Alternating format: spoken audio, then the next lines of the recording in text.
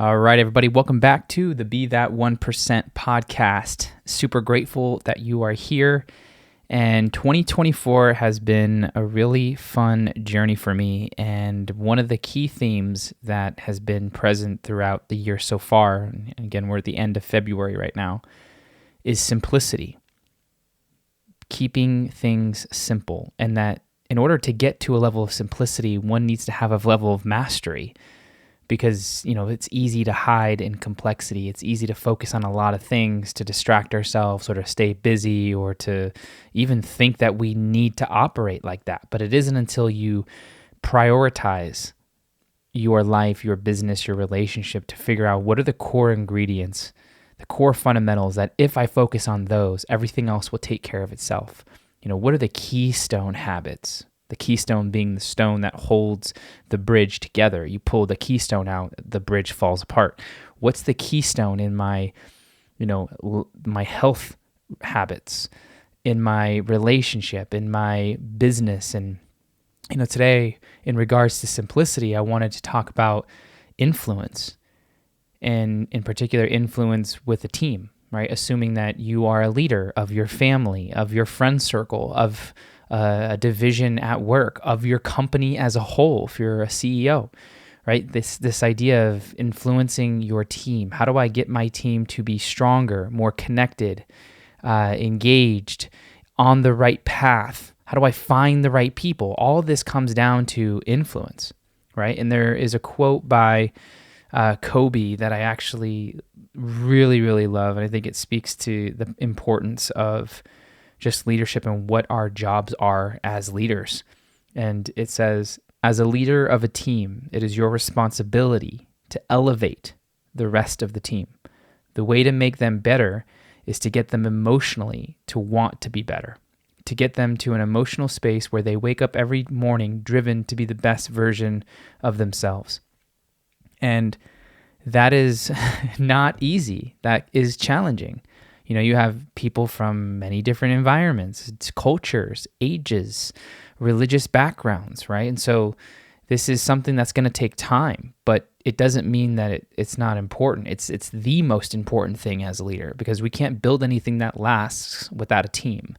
And we wouldn't want to either, because it's always better to build with people who are in it with you. You share the losses, you share the wins, you share the hard times, you share the pride that comes from everyone collectively using their strengths, their knowledge, their insights to create the best version of whatever it is that they're trying to create. And that can only be done when the people involved care deeply about the progress of who they are as a person and what they're creating. So, as we dive into influence and from my experience, what I've learned in influencing, the clients that I serve, the companies that I go into, I've had the honor of working with professional athletes, Fortune 500 companies, individuals and teams that perform at a high level where there's a lot of risk, a lot of pressure, and a lot on the line. And so you have to show up at your best, because the one moment where you're not in those types of situations can lead to an outcome that you don't want. And so we got to make sure everyone's on the same page. So how do you do that? Well, as I have started 2024, I told you about simplicity, and I told you, or with that is really revamping, refining my vision. And every year I write out my goals, and I then forget them and go into the process that if I just focus on these things, those goals will naturally happen. And I still do that process, but now it's much more refined in that I only select this year only 3 goals, 3 big goals in 3 different areas. And one of them is creating this all men's experience internationally in Costa Rica. It's happening in April, and I'm really, really excited about it. It's invite only. It's personal invitation. I'm reaching out to the people that I feel would be best, that complement one another, that are in the trenches, that are innovating, that are tip of the spear in their industry.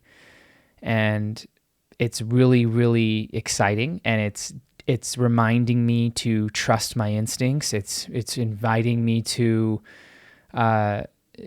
more to trust in my ability to house and hold that type of caliber of leader in an intimate space internationally, and to foster a space where transformation, innovation, and connection can happen. It's something I've been doing my whole career, but at a new level with this experience. And we got the final kind of roster solidified, and it's super exciting. But in that process, what I've learned is the importance of vision, how powerful vision can be when recruiting the right people, retaining the right people, developing the right people, influencing anyone comes down to a vision of what's possible, a vision of where we're going, a vision of who that person can be, a vision of how they can be utilized, a vision of a world that does not exist that's exciting to both you and the person that you're communicating to.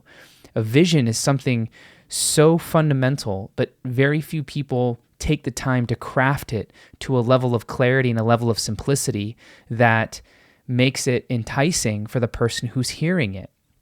You know, what your vision is for yourself may be exciting and inspiring for you, but to not be able to loop someone else in on that, that's where a skill needs to be developed, where you hold the reality that you see, but you match it to who you're telling it to, because people have different ways of viewing the world. And so you got to know who you're communicating to match your vision with a vision that they have for themselves.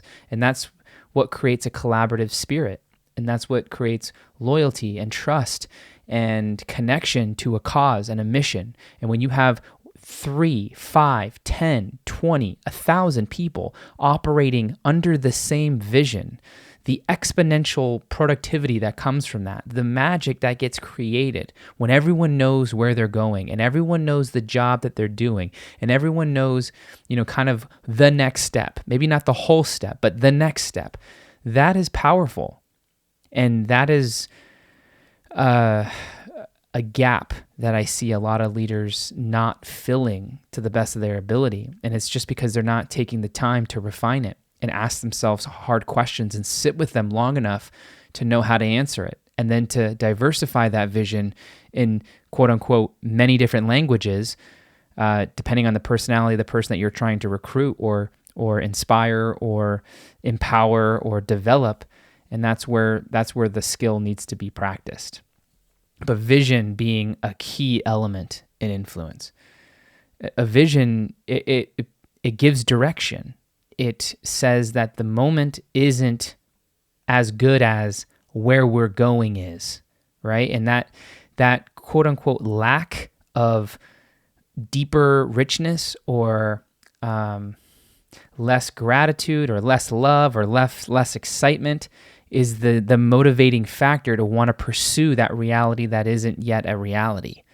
And that's one of the powers of a vision. And so where are you with your vision for your life? Where are you with your vision in your business? How often are you communicating that vision? Once a quarter is not enough. It needs to be weekly, bi-weekly. It needs to be in every meeting that you're a part of, bringing people back to the core of why you and they are there in that room, at that practice, putting in those reps, being early when no one else is, on the field. Why? Why are we doing this? Because we're going towards blank. You got to have that answer, and you got to use that daily, weekly, monthly, yearly until that reality is fulfilled. And that's what great leaders do. And that's what Kobe was doing every day at practice. He's like, look, we're here to win championships. The vision was very clear. It's very simple. And when you show up, you're going to be tested. I want to know that when the game gets tough, when the game's on the line, I can trust you and pass you the ball to make a shot. If not, I'm doing it on my own. I don't want to do it on my own. I want a team that can collectively handle pressure and move forward to create something that's never been created. And we all know the kind of job that he did. You look at Steve Jobs, the visions that he had for his products, the vision that he had of what no one else could see except for him. And in his interviews, he's looking for people with the right skills that can help him achieve that vision, but also that wanted that vision, something that was so out of this world, had never been thought of, was what made it so exciting for people to want to be a part of it. the vision of what Apple could do, the vision of how tech could change someone's life, right? That is very meaningful, very powerful, and can influence massively, not just your company, but the society in general. And we all know the societal impact that Apple has had on our lives for the last 20 plus years. So vision is definitely one. The other is more on the action side from the leader, and that's leading from the front. Asking your team to do something that you're not doing is a level of, there's not an integrity there. And if there's not integrity, if your words and your actions don't match, then there can't be dependability. And if I can't depend on you as a leader, as someone who is leading the charge, then I begin to doubt, consciously or unconsciously, your ability to handle where we're going. And then I can create stories and insecurities, and then I start retreating and 1 foot in and 1 foot out, and then you get a lot of fractured energy, right? Your power as a leader comes from your integrity. What you say and what you do match. So when you're asking someone to do it, or when you're holding a line, a standard that you want the culture to be about, if you're not about it, you don't have the power to hold the sacredness of keeping that culture the way you want it to be. And so that's where we have to look inside and check ourselves of like, okay, am I asking my team to do something that I'm not willing to do or that I'm not currently doing? And that's an honest conversation that you have to have with you. But if you can't have that conversation with yourself, then how can you ever have that type of conversation with other people? And then the depth's not going to be there in your relationships and in your one-on-ones or in your feedback kind of, conversations. And how can we grow from there? We can't. We can only go so far. So we got to be able to lead from the front, to have the integrity. The integrity leads to the precision and the power behind the words. The words are powerful in general, but then you add the energy behind the words, and it takes a small cotton ball and turns it into a cannonball that hits someone in the heart, and you're like, I feel that, right? And then that creates another level of accountability and trust and willingness to want to do better. You call people forward, and when you give feedback, no one can combat it and say, well, you're not doing it, right? So people kind of like are forced to either grow or this is not the right environment for them. Either way, that's the win-win for the company. Either they're not the right fit and they go somewhere else, or they grow and they realize that they were able to do more than they thought they could. And now you, them, the company, the team is better. And you're doing all of this from love for the product, love for the people, love for what you're creating. Love is driving these conversations, and love can be intense because you deeply care and you don't want people to miss out on opportunities. You don't want them to live a life of mediocrity. You want them to be the best version of themselves as often as they can be, even when they fall, even when they fumble, even when they mess up. That's part of the process, to continue to remind them, one, of the vision, but two, of their potential that they show up day in, day after day, putting daily deposits into. Third is delivering and asking feedback. Constant feedback. How do you know if you're progressing? Feedback. How do you know if you're getting better? Feedback. How do you know if you're good or not good at something? Feedback. We need it. Yet most of us run away from it, avoid it, withdraw it, get defensive, don't receive it. And therefore we can't make the adjustments necessary to move in the direction that we want, maybe as fast as we could or as long as we should. And so by delivering feedback as a leader, you give your team the information they need, whether they want to hear it or not, that's required to get to the vision or the goal that you're working towards. And asking for feedback to create that two-way communication. Sometimes leaders will think it's only me out. It's one way. I create the way, and it's what I say. And that's more of a dictatorship than a leadership. And so leaders can have that, like, hey, this is what we got to do. You got to have that side, but also, how is my approach? How can we continue to refine our communication so that we streamline it? It's much more effective. We condense time, we share ideas and move faster and are able to adapt better. All that is feedback. And as a leader, you should want to know that. And sometimes people won't know what to say, and that's okay, but at least you're providing the space for those conversations to happen. And the more trust you have, the longer you work together, the more that kind of happens unconsciously. And you'll pick up on subtleties that maybe even aren't words, and you'll get it by being around your team more and more. Okay, the fourth thing kind of is a two-pronged thing. It's kind of it's reading the room / listening. So many people are in their own heads that they're not in the moment. They're not in the environment. And because they're in their head thinking about things that aren't happening right now, or they're in their head wondering what everyone else is thinking about them, or they're in their head about something that hasn't happened yet, they're missing what is happening. And because they're missing what's happening, time can speed up. You're not saying the thing that is needed to be said that creates the level of engagement and presence from everybody else in the room that helps your message be absorbed faster and go deeper. So as leaders, you got to get really good at reading the room, reading personalities, reading postures, reading language patterns, developing an intuitive sense on where someone is, what might be blocking them, why they're not giving their full effort, and if so, providing an invitation to look at that. That is all reading the room, and that's also listening with more than your ears. You can hear what people are saying, but what's behind, what's beneath what they're saying.